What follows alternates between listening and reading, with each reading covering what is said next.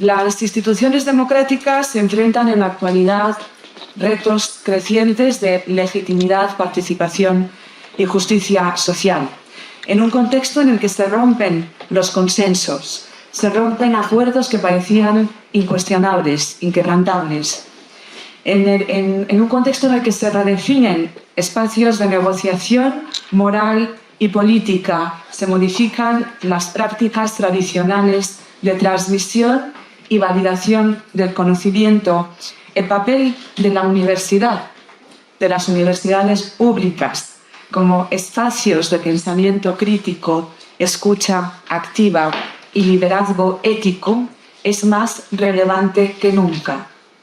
También lo es el de las humanidades y las ciencias sociales, en tanto que disciplinas, en tanto que saberes activos de carácter de naturaleza interpretativa, que dan valor y significado a las distintas formas culturales, a las dinámicas de cambio social, y desde su institución están históricamente vinculadas al desarrollo de la idea de democracia en sentido moderno y a la conformación de la cultura democrática que ha definido hasta ahora nuestras formas de convivencia cívica y de gobernanza política.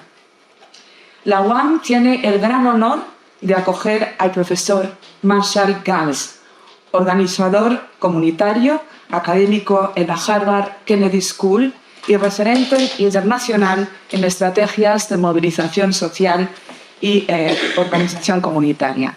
El profesor Ganz es, sin duda alguna, una de las figuras más influyentes en el pensamiento y la práctica de la organización comunitaria contemporánea. Con más de 5 décadas de experiencia, su trabajo ha sido clave en movimientos como el de los derechos civiles en Estados Unidos, el de los trabajadores agrícolas unidos junto a César Chávez o la organización de base de la campaña presidencial de Barack Obama en 2008. En su nuevo libro, People, Power, Change, Organizing for Democratic Renewal, que ha publicado en 2024, el profesor Ganz plantea una renovación democrática desde abajo, basada en el poder de la acción colectiva, el desarrollo de liderazgos comunitarios y la articulación de historias personales que construyen sentido común compartido. Este encuentro no solo propone una reflexión sobre cómo fortalecer nuestras democracias, una reflexión verdaderamente necesaria en este momento, a mi juicio, sino también sobre la necesidad de humanizar las relaciones interpersonales, reconocer al otro, construir vínculos de confianza y empatía y devolver a la política su dimensión profunda y genuinamente relacional. Es un gran honor que estéis aquí. Muchas gracias, profesor. Gracias a todos y ahora con mucho gusto os voy a ceder a vosotros, les voy a ceder a ellos, a ellas, el tiempo y la palabra. Gracias. Muy buenos días. ¿Siempre es bien? Yes, usted. No oigo nada. Muy buenos días. Muy buenos días. Hay que empezar la conversación con contextualización, no más de un lado. Les agradezco muchísimo esta oportunidad de conversar y aprender con ustedes, con su paciencia con mi español, que ya es poco, bueno, no sé exactamente cómo decir, pero no es lo que debe ser. Pero sí tiene el espíritu que a mí me da mucho ánimo. Gracias por eso. El momento en que estamos, sí es un momento como han dicho. En los Estados Unidos, respecto a democracia, es un momento que se puede decir es rock bottom, o sea, de tocar a fondo, y es abajo. Y se va a poner peor. No hay mañana que el sol va a aparecer. Pero es un momento también cuando uno tiene que reconocer que lo que han estado haciendo no trabaja. Lo que uno ha estado haciendo, vaya, por eso estamos en que estamos. Entonces también puede ser oportunidad de reexaminar estas prácticas y usarlo como oportunidad de cambio a fondo.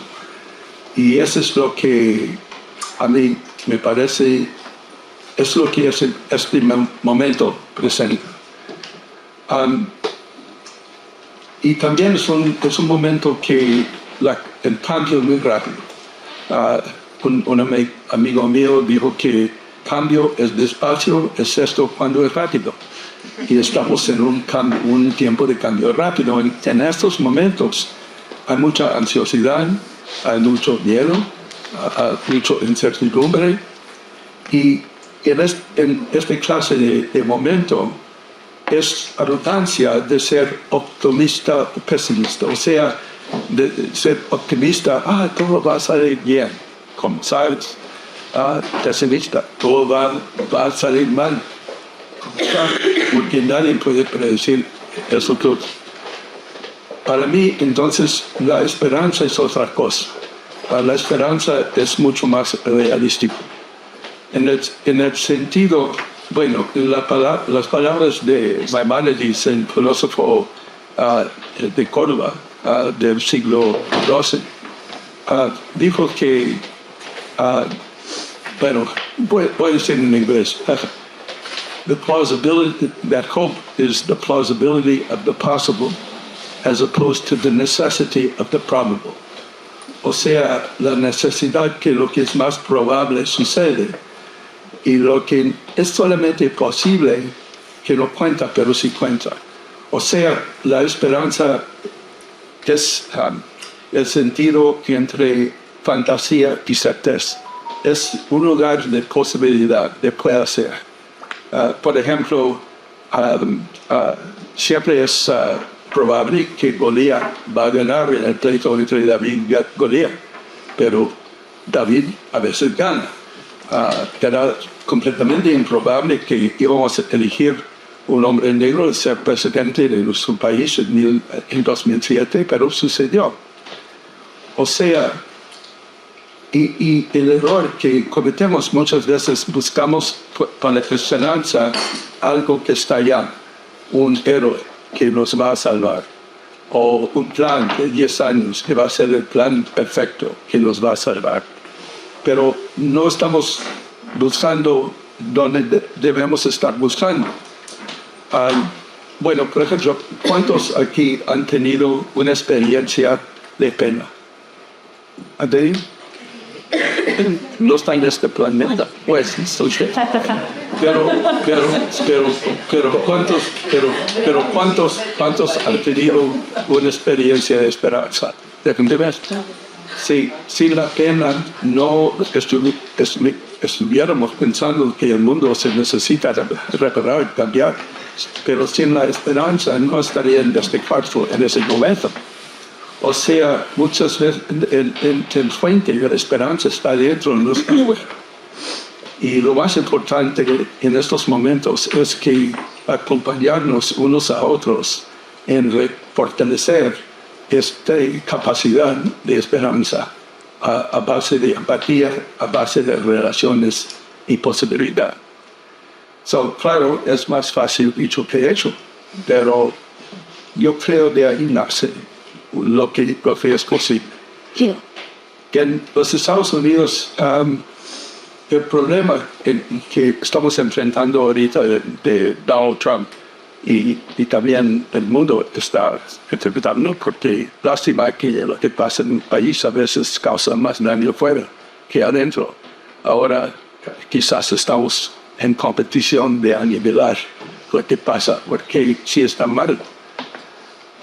Pero no es algo nuevo, no es algo que cayó del cielo o subió del diablo, quién sabe de dónde vino. Pero no tiene nada. Son tres causas muy importantes de reconocer. Primero, la constitución de gobernación que nosotros tenemos no es democrática, es oligárquica. O sea, porque fue designado para proteger dos diferentes ideas de gobernación. Uno, que los que están gobernados deben gobernar. la idea de democracia, que cada voz cuenta, y cuenta igual. Pero la otra, también muy hondo en nuestra historia, es la idea que yo mando y tú hagas lo que yo digo. O sea, obediencia y mando. Y esto también está bien enraizado en los Estados Unidos, la práctica de esclavitud. Y esas dos ideas de gobernación han estado en competición desde el principio. Por eso tenemos instituciones designadas para proteger el interés del sur, particularmente como Electoral College, esta idea que la mayoría de votos no cuenta, lo que cuenta es ciertos estados, o tenemos una campaña nacional en 6 estados. En 6 estados, donde pueden, o que es en los que pueden ir para este lado, para este lado. No es una forma de campaña representativa o democrática. Tenemos la institución del Senado americano, que viene dos votos de Rhode Island, el estado más pequeño, y 2 votos de California. ¿En qué balance existe? No hay balance en eso. Entonces, la constitución del gobierno es una forma de parar el cambio, no de facilitar. Y por eso los ataques al gobierno desde las 70, que han venido con mucha fuerza, que no es eficiente, que esto y lo otro, realmente son ataques a la democracia. A la idea que hay un interés público, que el público decida lo que es ese interés, en lugar de interés privado, principalmente interés de riqueza. Y porque la democracia liberal, la idea era que podía haber un balance entre el poder privado y el poder público. Pero cuando el poder público se hace más y más inefectivo, entonces fuera. Pero es importante que no es por causa de que el gobierno no es eficiente, al menos en nuestro caso. Se hace se pierde la eficacia cuando no dan los recursos, no da la legitimidad o el reconocimiento que debe ser. Ahorita estuve en Inglaterra, en el rechazo al sistema de salud. Bueno, por muchos años, ahora lo están atacando, negar fondos, etc. Bueno, ese es uno. El otro es que tuvimos una decisión de la Corte Suprema en 1976 que ¿cómo puedo decir? Money is speech. El dinero habla. El dinero habla, sí. Poderoso caballero son ligeros. No, que el dinero habla. Y es lo que hizo era construyó una maqueta infinita de demanda infinita. El mercado. Un mercado único. Gracias. Un mercado de demanda infinito. Y entonces esto llegó a crear un negocio electoral industrial complex, o sea, un negocio que es billones de dólares, y billones de dólares en construir una política que no está basada en la vida cotidiana de las personas, pero en data points, en categorías, en abstracciones que se hacen más y más distante de lo que es la vida de la mayoría del pueblo. Eso también es otro problema. Fui a una sesión en Harvard después de las elecciones presidenciales, cuando vienen las diferencias de las dos campañas. En el mismo cuarto, un día y medio, es muy interesante lo que sucede. Pero salí con el entendimiento muy claro que la campaña de Harris estaba intento era de decir al público qué es lo que, cómo deben sentir, en lugar de escuchar cómo se, o sea, de imponer un modelo que existía en sus estadísticas, etcétera, pero que no existía en el pueblo, no existía entre las personas. O hay otro ejemplo que el New York Times mandó un reportero con un organizador después de que nombraron Kamala no había sido nombrado.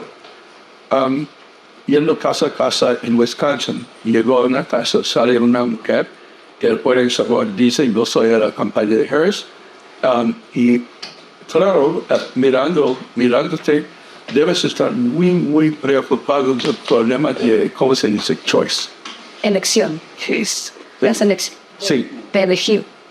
Pero de choice de nacimiento. Aborto, sí, gracias. Sí.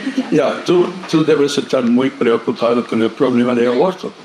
Y él dice, entonces, educación, administración, clima.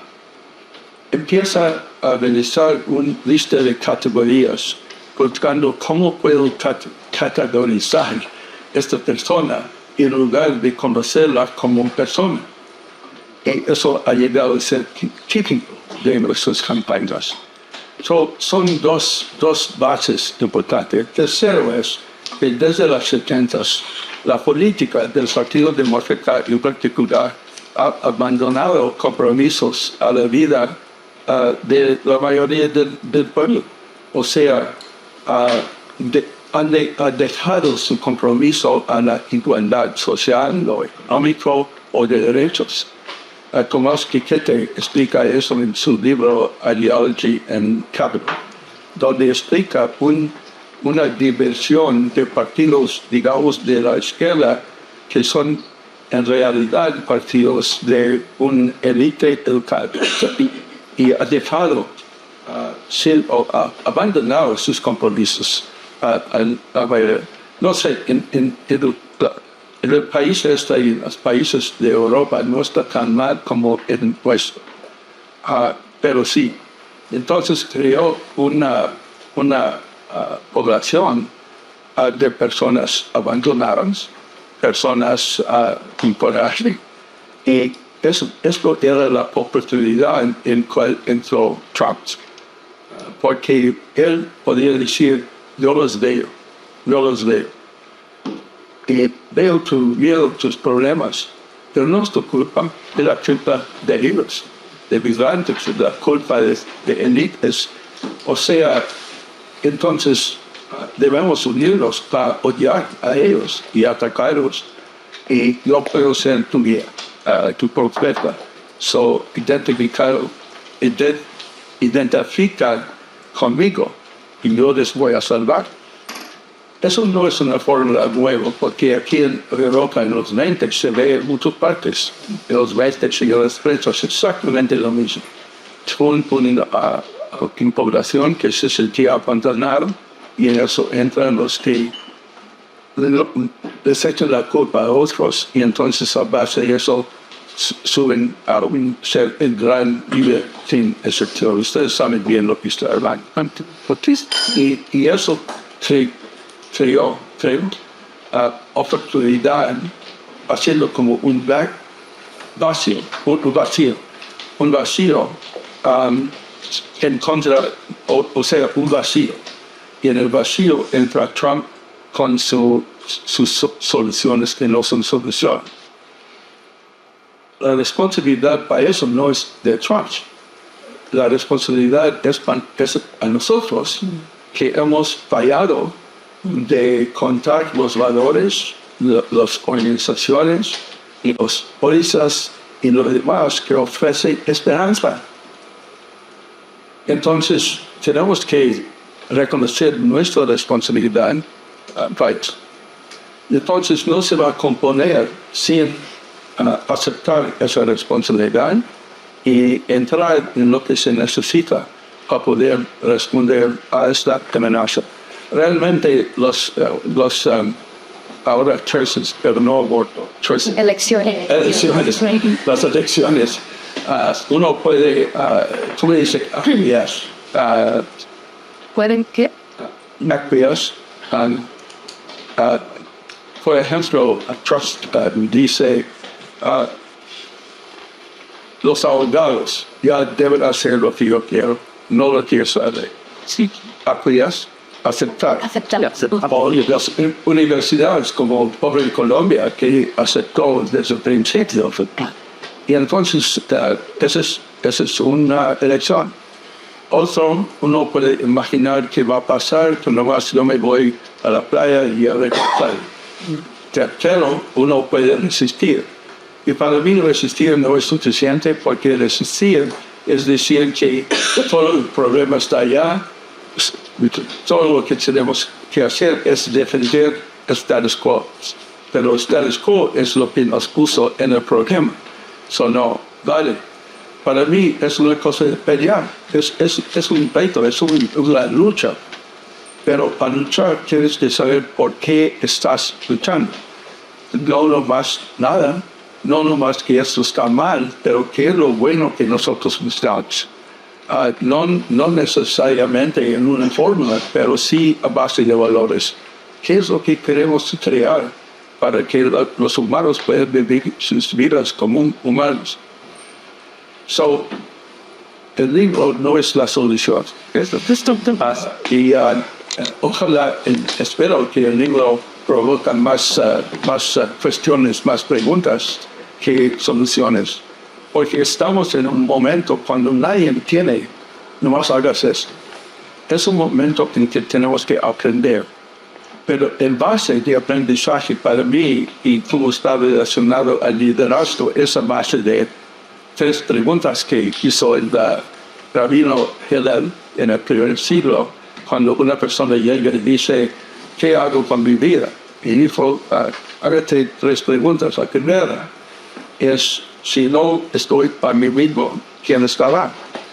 No es de egoísmo, es de reconocimiento. Si yo no me conozco bien, no puedo ver otros. Y porque todo es reflexión de mí y no es suficiente. Segundo, si estoy solamente para mí, ¿qué soy? O sea,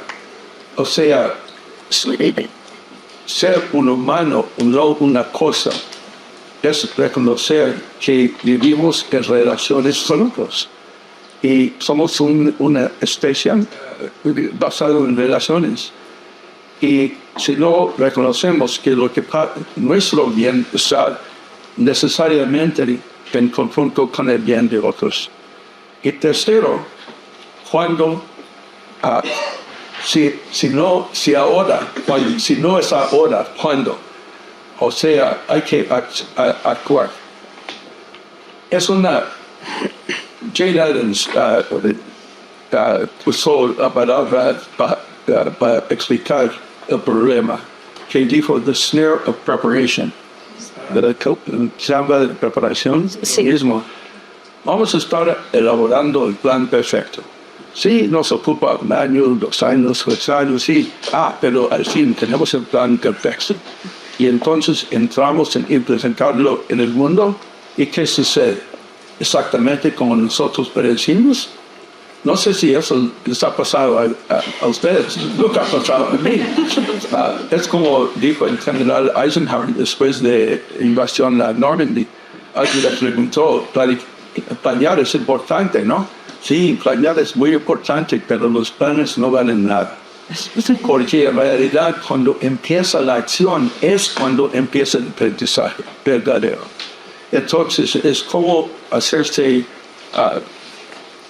cómo envolver el aprendizaje con la acción, no separarlos, pero unirnos para que podamos estar aprendiendo cómo vamos a enfrentar los problemas en que estamos.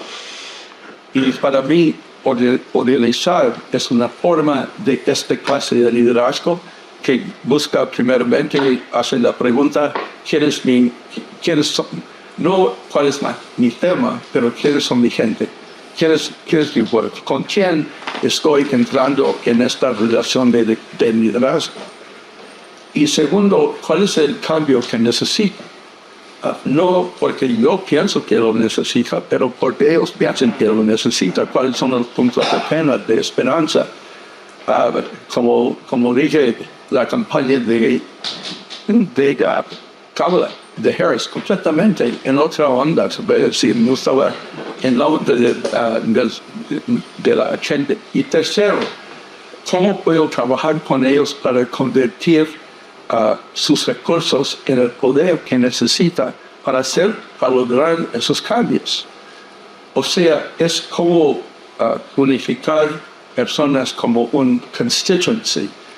Sé que no existe en español esa palabra. Viene del latín, y el latín es parar juntos. O sea, es una invitación de pararse en conjunto para que puedan hacer lo que se necesita para mejorar tus retos comunes. Y se requiere el poder. Y bueno, en español es más fácil porque poder es poder, pero en otros idiomas poder significa algo, no sé, de Moscú o lo que sea. Pero para mí es muy sencillo. Si ustedes necesitan lo que yo tengo, más que yo necesito lo que ustedes tienen, ¿quién tiene el poder? Ustedes son.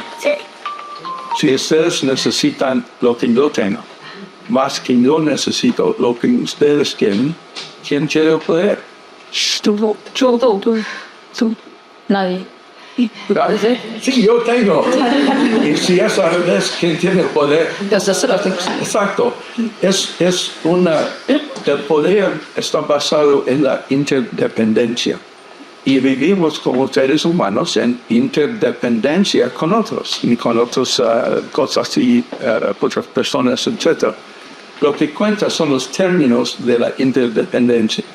Si es más o menos balanceado, podemos juntar para crear más poder, más influencia por medio de nuestra colaboración, como una cooperativa, algo así. Pero si está fuera de balance y la mayoría de recursos están acá y necesidades acá, entonces se convierte en dominación y se convierte en el interés mío sobre el interés tuyo, lo que yo quiero sobre lo que tú quieres. Y entonces el reto es de rebalancear. Pero comienza no con la idea que aunque podemos estar abajo, no estamos completamente sin recursos. Y porque tenemos recursos.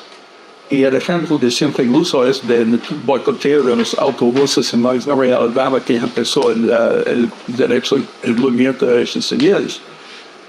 Los buses estaban segregados y la comunidad quería cambiarlo y ocupó un año del intento, pero ganas. Y en eso descubrieron que sí tenían recursos que se podían convertir en poder. ¿Cuáles recursos estoy dependiendo?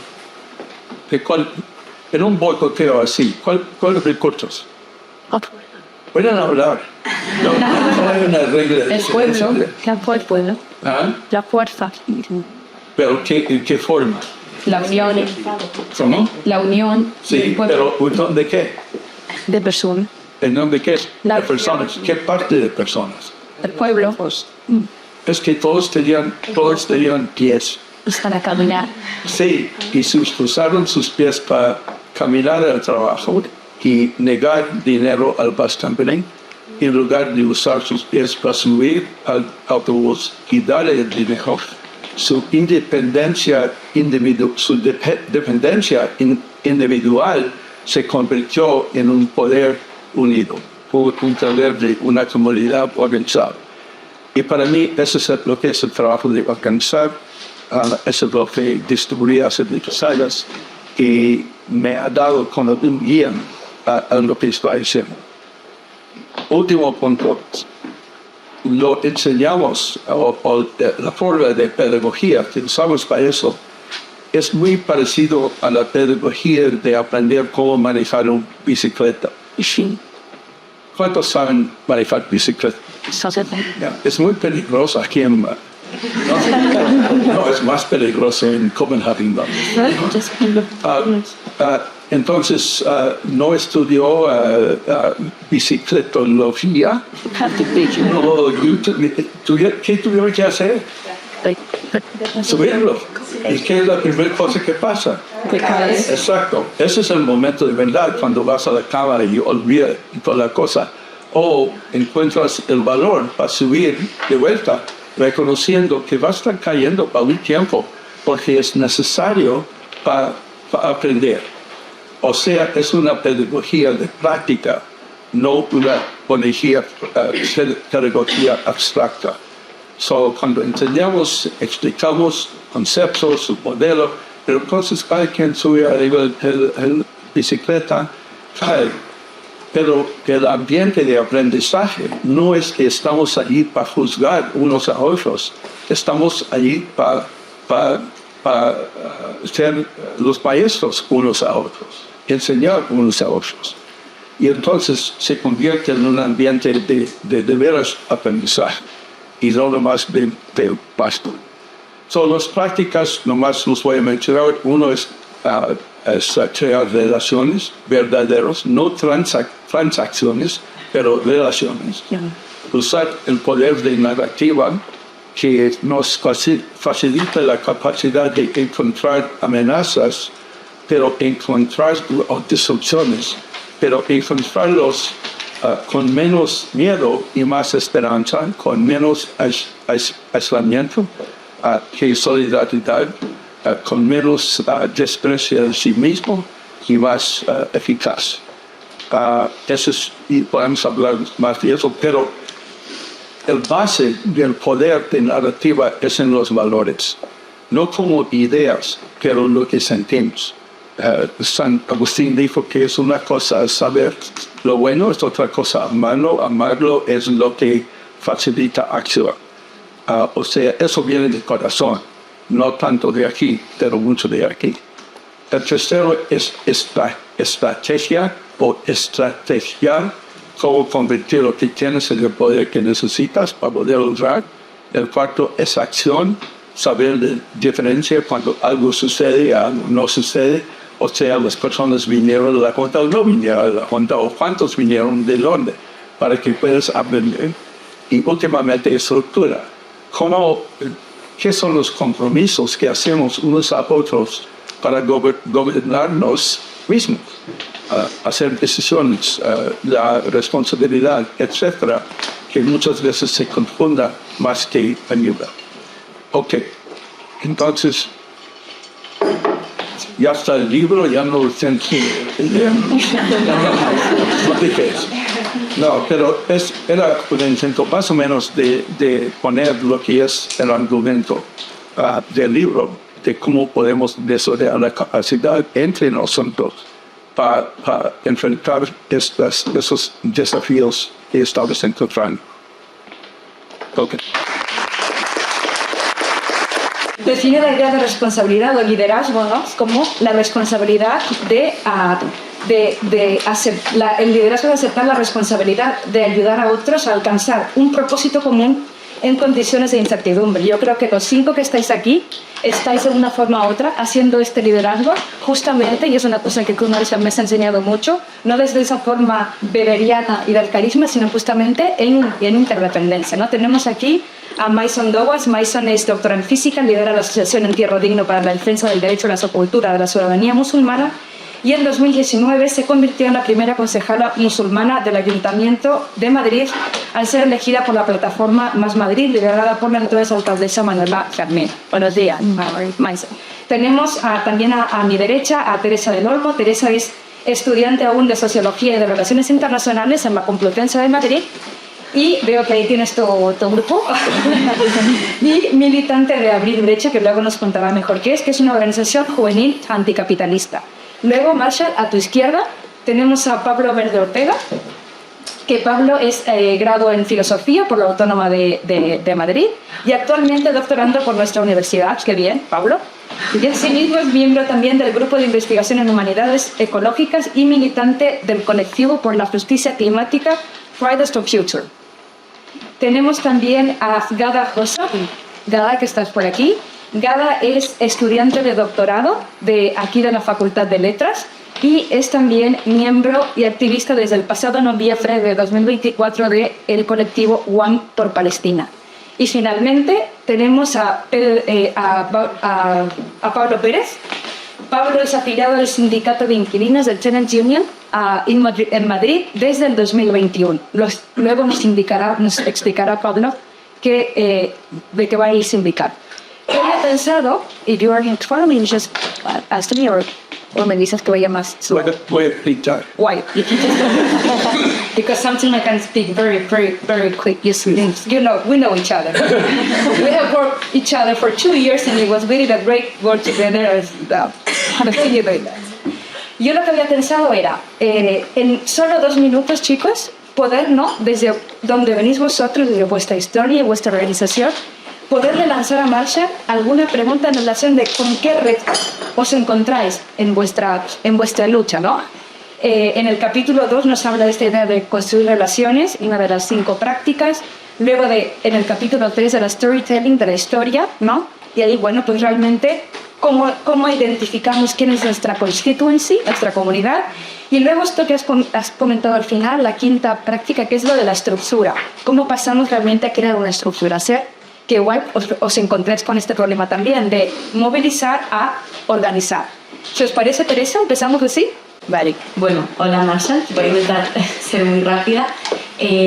Yo, bueno, eso, mi organización se llama Abril Brecha y luego también estamos pues, en el movimiento estudiantil en diferentes universidades. Intentamos hacer más cosas de estudiantil, pero al final acabamos en estudiantil la mayoría de las veces.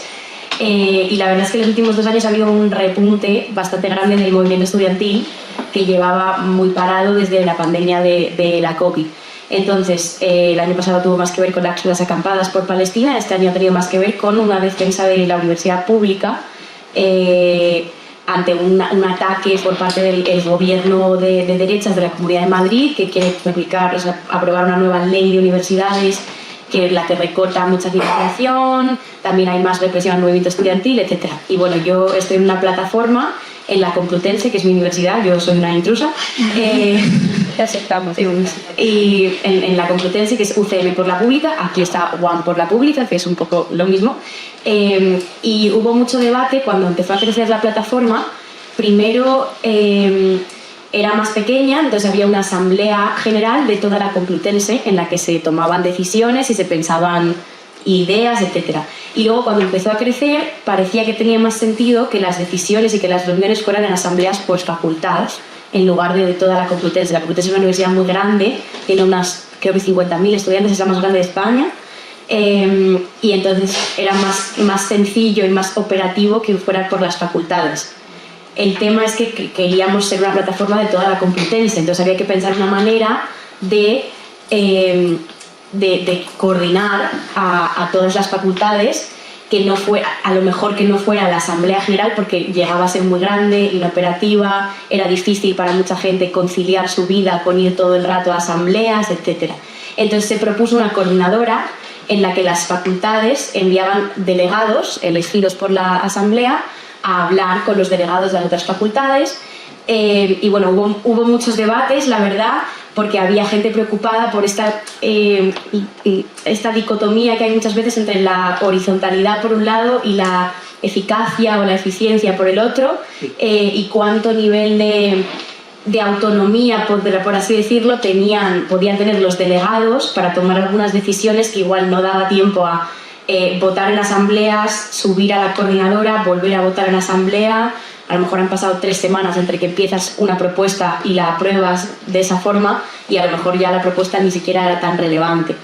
Y ya me callo con esto. Lo único que también es, al final se hizo la coordinadora. También queremos hacer una coordinadora parecida a nivel interuniversitario entre todas las plataformas de las diferentes universidades, porque esta es una lucha que tiene pinta de que va a ser larga y hace falta, yo creo y cree mucha gente, una estructura más estable y establecida para hacerle frente, pero hay muchos debates sobre cómo y de qué maneras y estas preocupaciones. Gracias, Marshall, por estar aquí, por también dejar parte de tu experiencia como legado para que podamos seguir aprendiendo sobre la marcha en el libro, que a mí me ha parecido que venía con, si me permites, unas recetas muy claras de qué cosas se pueden intentar hacer, y cada uno tiene que descubrir su camino, ¿no? Pero por lo menos es una forma distinta de abordar retos sobre la movilización social y la urbanización, así que muchas gracias por ese esfuerzo. En mi caso, yo trabajo desde hace como 2 o 3 años en el tema de entierro digno, intentando pues encontrar espacios para dignificar la sepultura de personas musulmanas. Solo 2 de cada 1000 cementerios públicos en España están habilitados para que las personas musulmanas puedan encontrar un sitio donde descansar en paz. Y eso significa que muchas veces la gente cuando fallece tiene que buscar alternativas y sitios a veces fuera de España incluso, ¿no? Entonces es bastante dramático, pero es un problema silencioso, porque las administraciones no logran recoger ese sentimiento de falta de asistencia que tienen algunos vecinos y vecinas. Y ese silencio también tiene que ver con el carácter de las personas musulmanas. Durante muchísimo tiempo ha estado penalizado el organizarse en base religiosa. O sea, como colectivo estaba bien participar en cosas, pero en el momento en que musulmanes se juntaban a hacer cosas, se veían amenazados y realmente había una amenaza porque de repente pues salían exaltados, habían situaciones en prensa y todo eso. Y es verdad que hemos vivido unos años bastante delicados porque tanto pues los conflictos internacionales como esa indignación relativa a la desigualdad, racismo y todo eso, encontraban en la radicalización una forma muy fácil de atraer a las personas y movilizarlas versus intentar movilizarlas para cuestiones sociales y cívicas dentro de la estructura social española y la participación. Entonces, en ese sentido, a mí sí que me gustaría preguntarte, porque sé que tú has estado participando en diferentes colectivos que han vivido marginalización, han vivido de ese momento de verse atacados, de encontrar dentro de sus filas a personas que no eran sinceras respecto a la organización y que podían poner en riesgo todo ese activismo, y cómo se puede generar otra vez la confianza para que las personas piensen que su movilización en derechos civiles para ser insertados en el sistema tiene sentido, y cómo identificar esos patrones delictivos y demás, y poder también decir, no, nosotros nos vamos a organizar con este fin, y cuando encontremos estos perfiles sepamos cómo coordinarlos con el resto del Estado para poder mantener la sanidad de nuestra democracia, la participación y evitar la marginalización en un segundo nivel. Entonces sé que es complicado, pero sé que estoy poniendo el reto en manos responsables.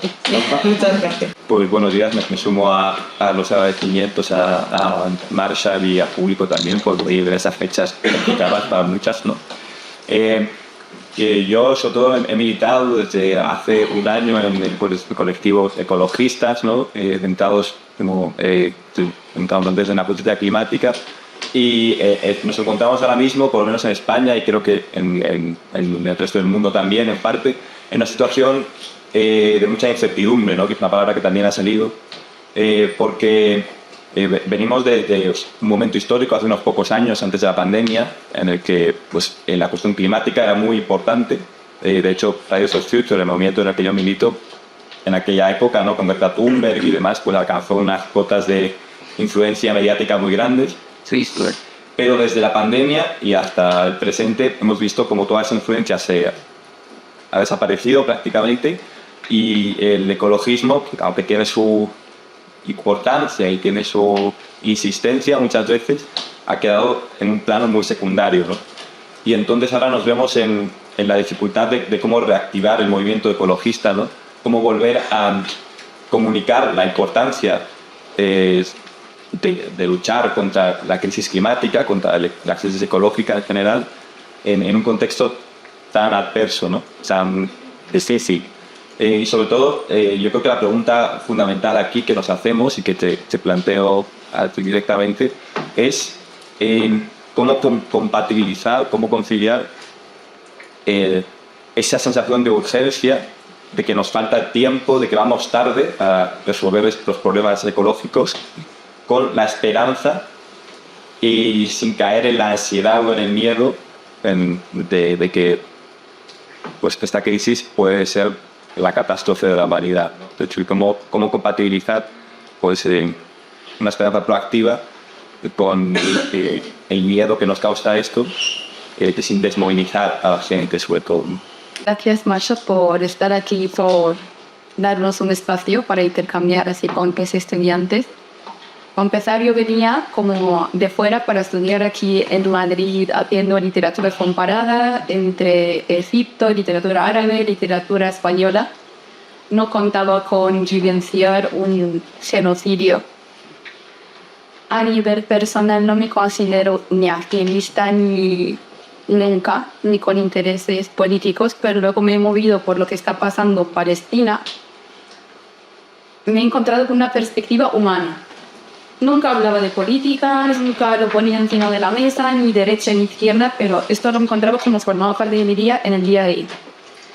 Me he unido aquí a One for Palestina, primero con los estudiantes y luego con los profesores, y para cortar un poco e ir a las preguntas, me gustaría aludir a muchas frases que has mencionado y muchos puntos, pero voy a ser como muy breve.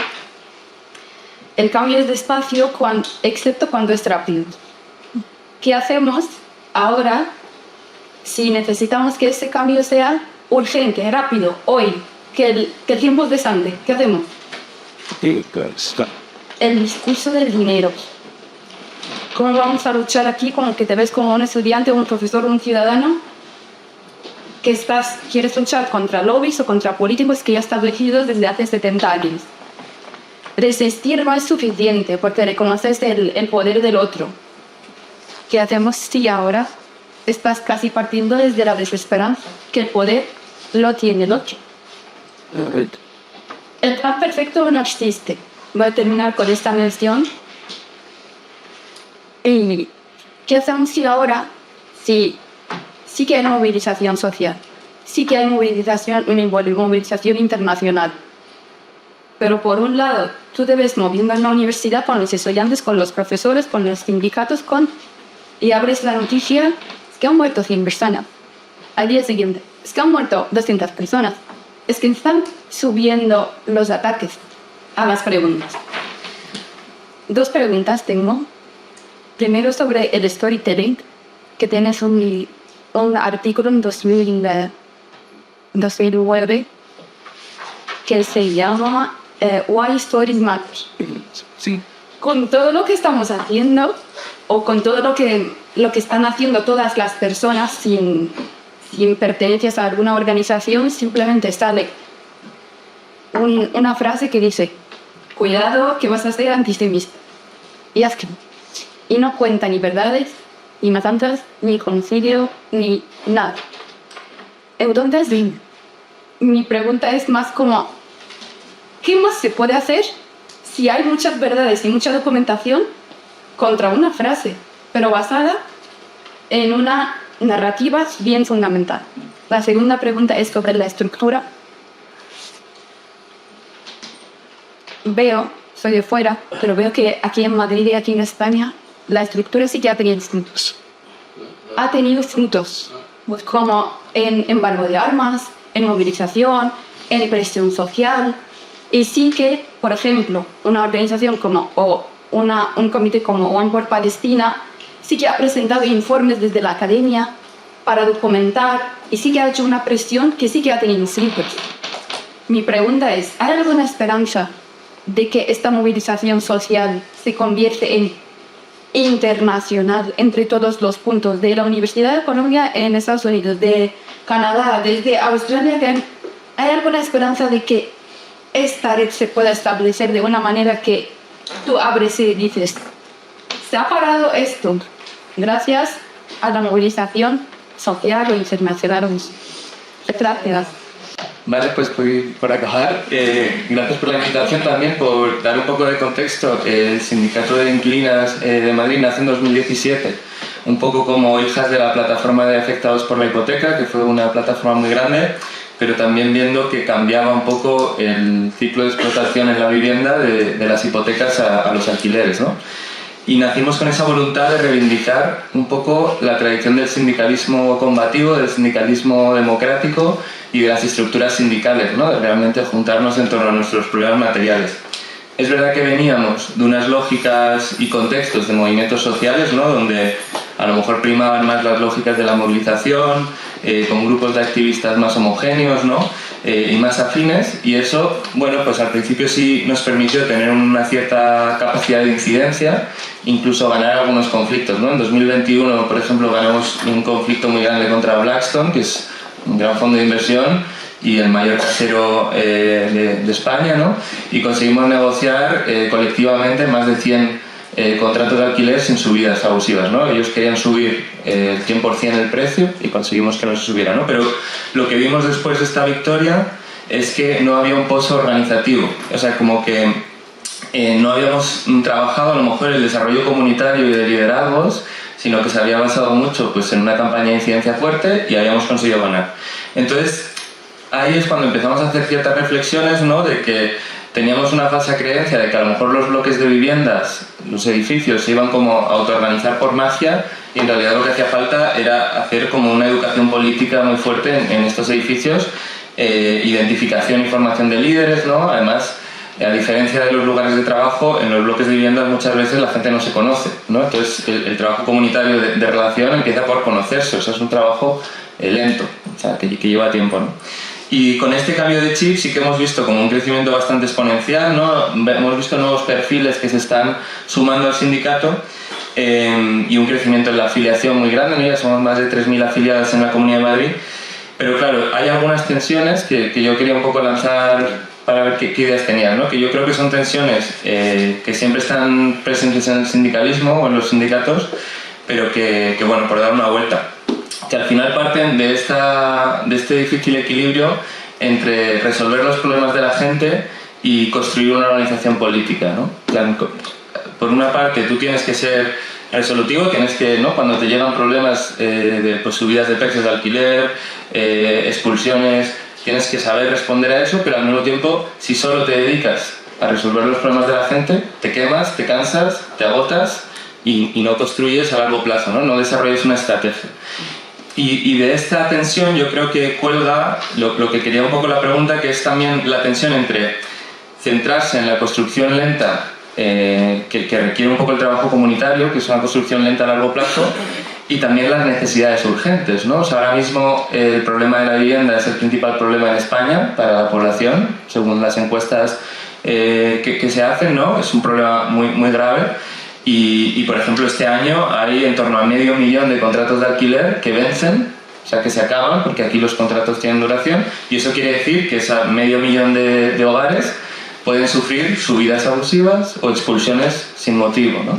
Entonces, ahí hay una tensión entre la construcción del trabajo comunitario, que es lenta, lleva mucho tiempo porque va de hacer relaciones, y las necesidades urgentes de lo que es el principal problema social ahora mismo en España, ¿no? Entonces, ¿cómo conjugar esas tensiones? El reto de estructura en el movimiento estudiantil, tenemos el problema de falta de visibilidad y reconocimiento de la comunidad musulmana, pero también abarca otros, creo, pero básicamente tenemos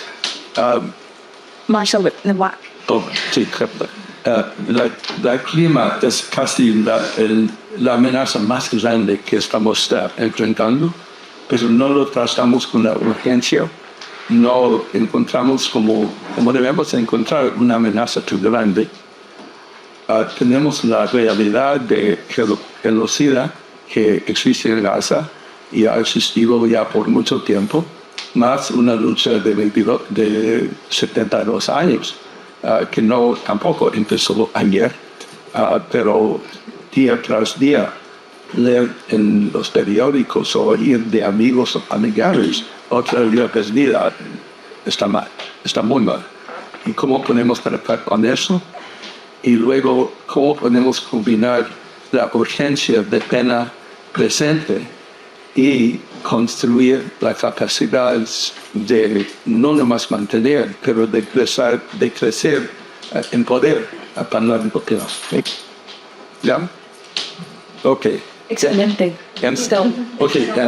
En página 5, no. No, mira. Primeramente, estoy agradecido para oír sus voces, porque eso es la realidad. Y uno de los errores más grandes que tenemos es de no ver quiénes son las personas que están luchando contra estas realidades o crear otra realidad. Gracias. La otra es, cuando yo me metí en este trabajo de organizar, tuve 20 años.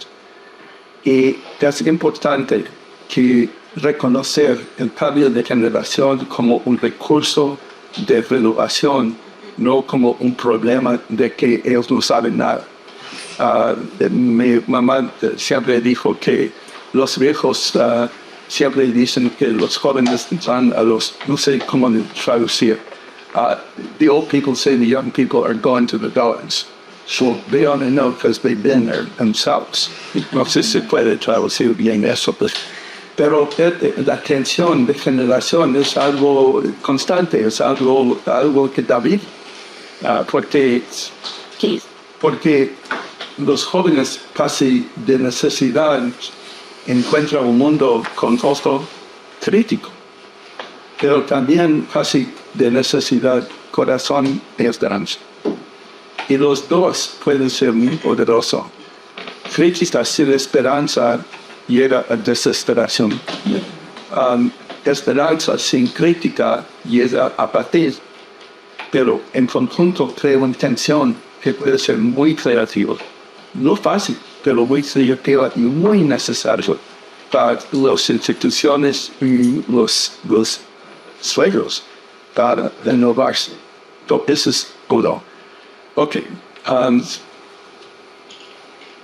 En Delphi, los griegos tienen dos frases de sabiduría. Uno es conocerse a sí mismo, no darse. La otra es nothing to excess, nada en exceso. Eso no es una lección en moderación, en lo contrario, porque muchas veces cuando hay mucha incertidumbre y ansiosidad, clamamos a ese es cierto, y quizás los dos son como poles, así, pero no existe la certeza. Entonces es más bien una proyección. Y cuando convertimos en formas de exclusión, tú no eres bastante puro, tú no eres bastante porque eso no nos deshabilita. No está diciendo eso. Bien. Pero el punto es que entre medio de la tensión que nos debe de apoyar urgencia a largo plazo de voz y gobernación, esos son las tensiones que existen. Y el chiste no es como dejar uno para otro, pero como how to hold it, cómo mantenerse con esa tensión, porque a base de eso viene la intención y viene la imaginación, la creatividad, porque no se puede resolver esto y esto porque eso no existe en la vida. Pero de las tensiones, cuando un pueblo o unos seres humanos son invisibles, puede ser de la comunidad musulmana aquí o puede ser del pueblo palestino ya por muchos años, entonces deja que los que tienen poder ignorarlos y tratarlos como no existen. Entonces el reto es cómo hacerse visible. Y no puede venir solamente de afuera, tiene que venir de adentro. Lo que yo encontré cuando empecé a organizar en el sur, el primer reto era trabajar con una comunidad que estaba bien ofendida, de hallar el coraje y el valor para usar sus voces y para reclamar lo que necesitan para su dignidad, ¿saben? Y segundo, cómo hacer un conflicto con otros. Y tercero, cómo convertirlo en un modo de poder. para poder cambiar. Y no es fácil, es difícil, porque siempre los obstáculos al cambio son muy fuertes, por eso están. Entonces, bueno, cuando entré a organizar, me enseñaron en no violencia. Pero es una tradición muy mala. En la tradición de Gandhi la palabra era satyagraha. Satyagraha es la fuerza de verdad, no es nada. O sea, entonces la obligación siempre era no decir no hagas esto, sin ofrecer vamos a hacer esto. No sé si me explico. Y no es fácil. En el asunto en el reto de parecidas, especialmente, bueno, es un mal de muchos años. Tampoco apareció ayer o el año pasado. Y se requiere formar poder suficiente para cambiar. ¿Cómo va a ser? Hay ejemplos pero cada caso es particular. Yo sé en los Estados Unidos hay fuerzas organizadas muy fuertes que tienen inversión en la idea que, bueno, hay Peter Barnum escribió un libro recientemente que dice pueblos tienen el derecho de existir, pues personas. Estados no tienen derecho de existir, tienen que ganar, tienen que merecer. Es una visión, yo creo, muy importante de comprender. En los Estados Unidos han intentado mezclarlos y decir que, bueno, si uno es crítica del gobierno de Israel, entonces es antisemita. Ya, a mí me asusan de eso, aunque mi papá es otra vida. Es una forma de antisemitismo liberal, pero es con intención. Y esa intención no nomás sobre Palestina, es intención sobre lo que hace las universidades, lo que hace hablar de diversidad, de agenda progresiva más fuerte. Y ellos usaron lo de antisemitismo como punta de una flecha, pero no más punto de flecha, para atacar sobre algo mucho más grande. Y la tristeza es que nuestras instituciones se prestaron tan fácilmente a eso. En Harvard, por ejemplo, los estudiantes hicieron manifestaciones pro-Palestina. Y entonces la reacción de los dirigentes de la universidad no era nosotros estamos con free speech para nuestros estudiantes, así debe ser. No. Como dicen, when a fish bites the bait. Exacto. Porque entonces pensaban que tuvieron que probar que no eran antisemitistas. ¿Cómo puede uno probar lo que uno no es? Es parecido al tiempo de McCarthy en los Estados Unidos. Y entonces ellos mismos se pusieron en centro de un pleito que es muy grande y abarca muchas cosas. Yo sé que eso no, ¿cuál es la solución? En el sur no tuvimos el poder inercia para poder cambiar el sistema. Tuvimos que organizar apoyo en el norte de poder creación político, económico, etc., porque localmente no tuvimos. En el sur de África sí tuvieron una campaña muy fuerte en sí, pero también necesitaban apoyo fuerte, porque hay un científico político que dice que los élites siempre buscan localizar conflicto, porque van a tener ventaja localmente. Y los insurgentes tienen que crear una arena más grande, más fuerte, donde ellos pueden hallar el apoyo. Y sí se ha visto un cambio en mucho del mundo respecto a eso.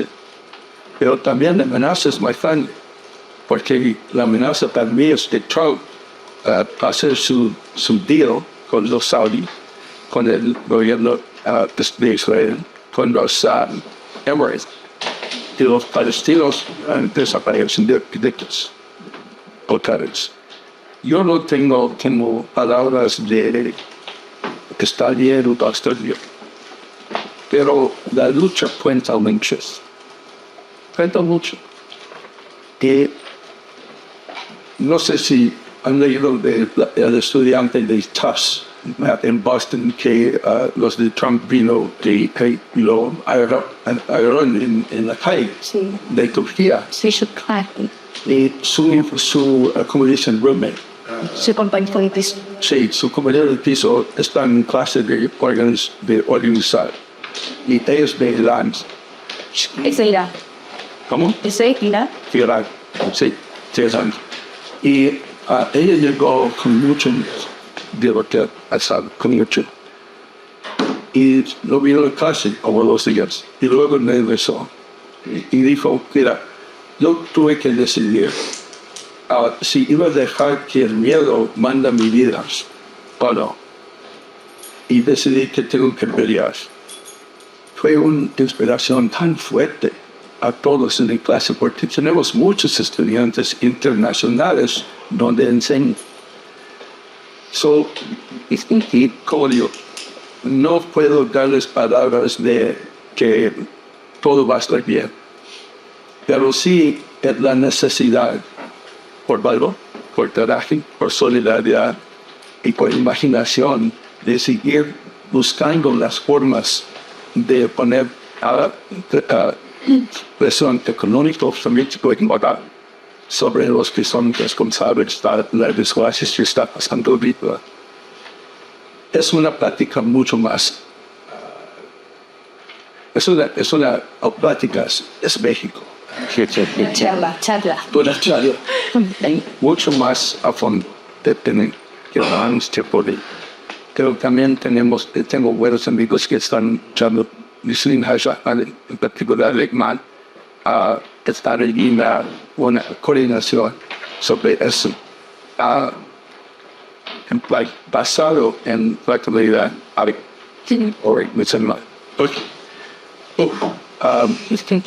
No, es un horror lo que está pasando día tras día tras día. De estructura. Bueno, voy a combinar estructura y estrategia. La estrategia muchas veces es más compleja, se hace más complicado de veces. Porque básicamente la estrategia es como convertir lo que tienes en lo que necesitas para poder lograr los objetivos. Y creo que alguien ha estrategiado sobre algo hoy. Alguien como quizás dormió poco tarde, o no se levantó, perdió el autobús. Mira, son disrupciones en nuestros planes. Y entonces tenemos que ¿cómo voy a cambiar? ¿Cómo va a hallar otra forma de lograr? Y esa es la estrategia, eso es lo que es. Cada una de las prácticas que mencioné son prácticas que todo el mundo hace. O sea, cada persona quiere capaz de eso. Pero la palabra viene del griego para strata era lo que se nombraba un fin. Y el ejército también se nombraba strata porque era de captar a fin. En general se nombró strategos, subió arriba de una logística y empezó de ahí virar todo y hacer sus stereotypes, o no lo dijo eso, pero hipótesis, cómo vamos a deploy. Implementar. Y en el baile están los soldados. Si los soldados se nombraban tácticos. Entonces, de ahí viene estrategia en tácticas. Estrategia como la hipótesis si hacemos esto, quizás puede pasar esto. Pero las tácticas son las sanciones particulares que se hace a implementar con estrategia. De ahí viene ese entendimiento. El problema es cuando entra un nube entre la loma y el valle. Y porque entonces la loma dice, nosotros sabemos todo, porque nosotros tenemos una gran vista y nosotros sabemos lo que ustedes deben hacer en tal parte. Y no sé aquí, pero los Estados hasta escriba lo que uno tiene que decir a la cuenta, palabra por palabra, porque nosotros estamos aquí arriba. Pero a la vez, también los que están en el valle pueden decir, ustedes no saben nada, nosotros estamos en la realidad, nosotros comprendemos lo que es la verdad. La realidad es que se necesitan los dos, o sea, tiene que combinar todo, la vista de adentro y la vista de fuera. Y si busca la historia de movimientos sociales, casi siempre tienen ese aspecto. A mí siempre me ha interesado Moisés o Levi Musa, porque era de los oprimidos, pero se creó en la casa del oprimido. Un conflicto de identidad, pero un conflicto de identidad que al principio le da mucho problema, pero también era recurso de poder ver de afuera, poder ver de adentro y entonces juntarlo. Pero es un reto parecido a lo del urgente y largo plazo. Hay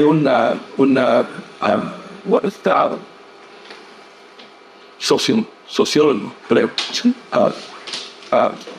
Lux. It's a political science. Political science, yeah.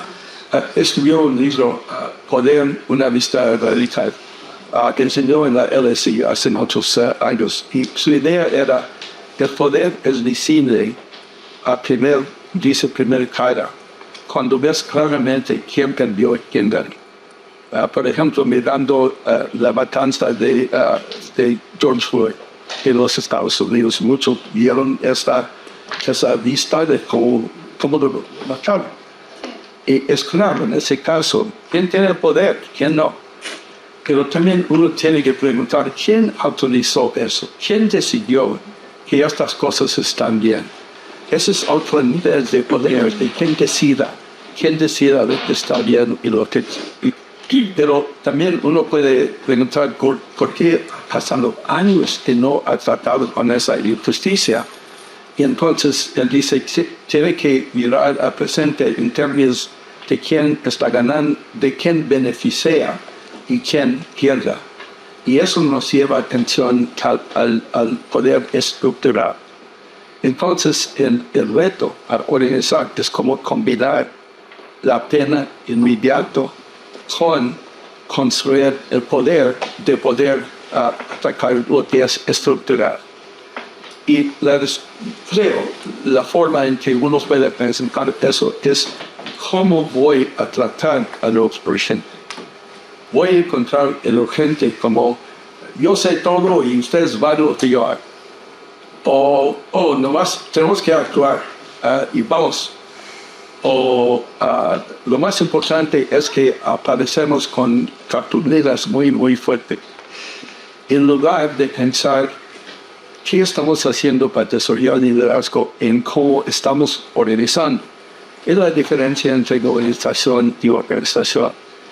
Como Wild Bunny en Google, en Tatu Square, estuvo en Kelly School unos años y dijo que los estudiantes hicieron un buen trabajo de movilización hasta quitaron a Mubarak, pero no organizaron estructura en el proceso de movilizar, de hallar liderazgo, de desarrollarlo, de combinar grupos, de hacer compromisos unos a otros, de construir organización. Entonces fue el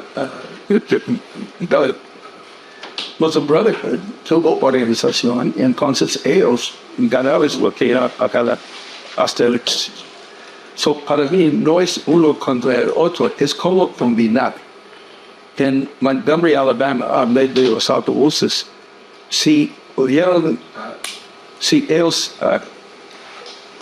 nomás hubieran escogido una demanda legal, y después de años quizás hubiera ganado la demanda, pero la comunidad más fuerte no. Y en organización buscamos tres objetivos. Uno es que ganamos lo que es la elección o elección. Pero el segundo es que salimos más fuerte en cómo no entramos. Y eso, no sé si nos ha pasado un proyecto, una campaña, quizás ganas, pero no quieres ver a nadie más que estuvo envuelto en ese proyecto antes. Sí, no nomás a mí me ha pasado. Sí, realmente entonces tienes que pensar qué estamos construyendo. No estamos construyendo, nomás estamos gastando lo que tenemos. Hay diferentes formas que uno puede construir poder al largo plazo en responder a una necesidad urgente. Es como combinarlos, no como esto. Formar relaciones no tiene que tomar 5 años. Uno puede formar una relación fácil, no fácil. Lo que quiero decir es, y eso es tan básico, mucho de cómo encontramos otras personas ahora son transacciones, no son relaciones. Por ejemplo, un estudiante donde enseño tiene interés en hablar con otro estudiante, entonces vamos a tomar un café, toman el café. ¿Por qué no nos vamos de vuelta en una semana? Tengo examen.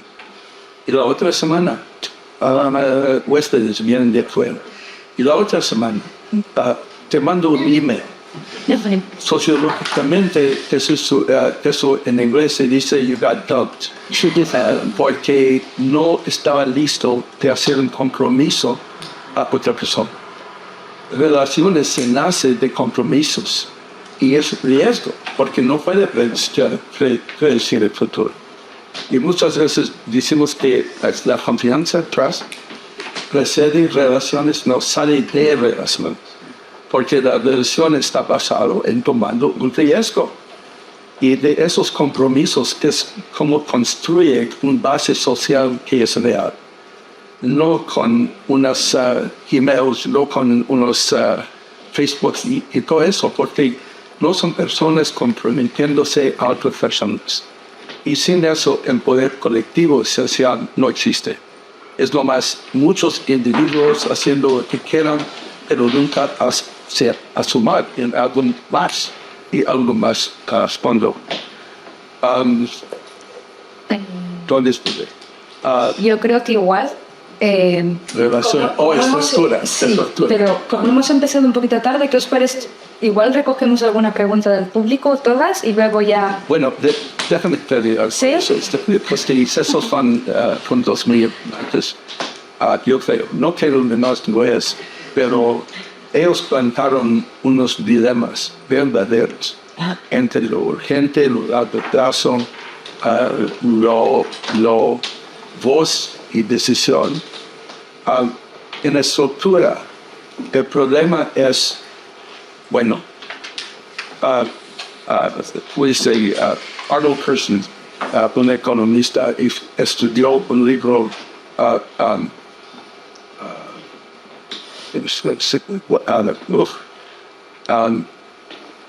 Ciertamente. Albert Hitchman. Albert Hirschman, Voice, Exit, Sí. Loyalty. Exit, Key, Entonces, sí. Y lo que él dice es que cuando tiene problemas en una organización, uno puede salir. Pero entonces, tarde o temprano, la organización falla. Uno puede mantener su lealtad a la organización si tiene voz. Pero si no tiene voz, no es propio, no es realístico que va a mantener su lealtad. Entonces, ¿de cómo combinarlo? Un problema es construir una organización, se requiere comprometerse. O sea, estuve en MIT en una plática de una charla de comunidades digitales. Y estaban diciendo que tenemos una comunidad digital muy, muy fuerte. Y les pregunté, ¿qué tienes que hacer para poder estar parte de esa comunidad? Apareces. Y si quiero salir, no te presentas. Eso no era comunidad, no era nada, excepto una agregación de individuos para un tiempo, y se fueron como individuos, porque no se comprometieron a nada. Y voy a usar un ejemplo poco lejos de donde estamos, pero hay un libro, Blind Spot, que es magnífico. Se trata de la tensión entre las ideas abstractas y la vida como lo experienciamos. Es algo muy bueno. Tienen un capítulo que se llama Vida. Yo lo tomé biología, porque no quería cortar ranas y eso, pero ellos tienen una explicación muy sencilla, que el vaso fundamental de la vida es el cell. ¿Es lo mismo? Exacto, seguro, la célula. La célula. La célula. La célula, muchas gracias. No la célula, no, la célula. Y lo que es especial es que la célula construye sus propios límites. Antes, las actividades que estaban pasando, pero no más pasando, no eran parte de algo. A construir los límites, entonces inventó el organismo, que es un whole, y está más grande que los partes. No sé, me estoy explicando. Sí. Pero sin los límites no existiría el organismo, no existía nada excepto sus acciones. Para crear una organización, y sé que es un metáfora, también se tiene que construir límites, porque si no existe. No quiere decir, tenemos que incluir todo el mundo, entonces no tienes nada. O tenemos que excluir todo el mundo, entonces nomás estoy yo. Pero la idea es, porque entonces cuando uno tiene que aceptar ciertas obligaciones que se hace posible crear el organismo social. Y en la estructura tenemos que reconocer esa realidad. La cosa que el que llega decida y el que no, eso no es responsabilidad, eso es como un code, pero no es una decisión, no es un compromiso. Y el proceso de hacer decisiones es casi lo más importante que la estructura. Es el reto que hice un taller con Harvard Faculty hace como 8 años. Y el problema más difícil que ellos ocupamos 2 horas en acordarnos en un proceso de hacer decisiones. Porque cada quien quería, no, yo tengo la opción de salir, yo tengo la opción, o consensos, todos tenemos que estar de acuerdo. Entonces es una sola persona, un poder sobre todo lo demás. Entonces tenemos que enfrentar la necesidad de invertir algo de nuestra propia agencia en una agencia común. Y si no va a tener ningún poder la común. Y vamos a quedar individuo divino. Y en estos tiempos en que estamos es un reto cultural muy fuerte. Porque el modelo del mercado es individuo. Y también hay esa cultura de mi autonomía personal es el valor más grande que existe en el mundo.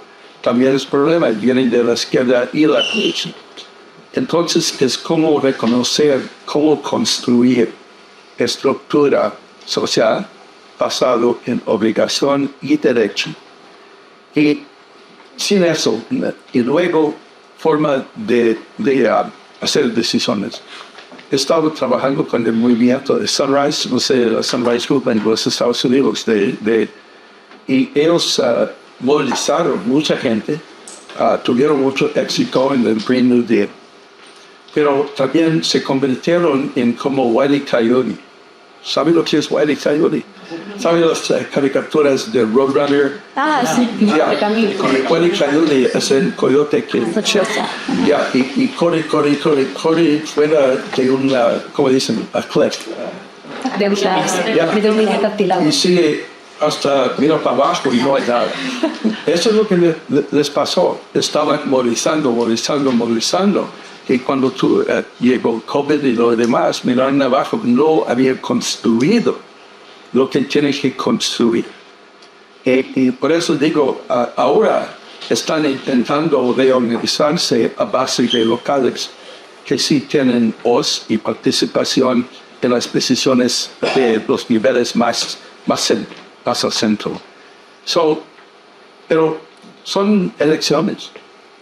Todo eso son elecciones, son cosas que tenemos que escoger, qué es lo que queremos, qué es lo que necesitamos.